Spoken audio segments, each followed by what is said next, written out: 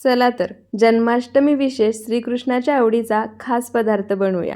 त्यासाठी गॅसवर कढई गरम करायला ठेवली आहे. त्यामध्ये 2 वाटी किसलेलं सुकं खोबरं घालायचं. हलकंसं गरम होईपर्यंत मंद आचेवर भाजून घ्यायचं. एका ताटामध्ये काढायचं.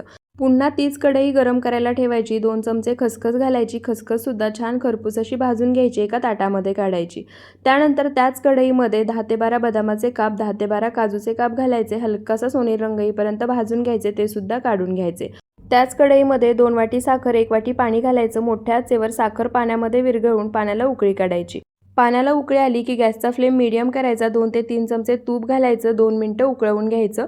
साखरेची मळी असते ती बाजूला निघेल. ती मळी काढून घ्यायची आणि मंद आचेवरती 4 ते 5 मिनिटं उकळवून एकतारी पाक तयार करायचा.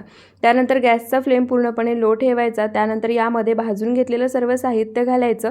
पाकामध्ये मिक्स करून 1 ते 2 मिनिटं मंद आचेवरती पाकामध्ये शिजवून घ्यायचं. सर्वात शेवटी 1 चिमूटभर मिरेपूड घालायची. पुन्हा एक अर्धा मिनिटं शिजवून घ्यायचं. तोपर्यंत एखाद्या खोलगट ताटाला किंवा डब्याला तूप लावून घ्यायचं. त्यामध्ये तयार मिश्रण काढायचं, सेट करून घ्यायचं. कोमट मिश्रण आहे तोपर्यंतच याच्या वड्या पाडून घ्यायच्या आणि 10 ते 15 मिनिटं हे मिश्रण पूर्णपणे थंड करून घ्यायचं. 10 ते 15 मिनिटांनंतर तुम्ही पाहू शकता मिश्रण पूर्णपणे थंड झालं आहे. वड्यासुद्धा अगदी सहज तुटतायत.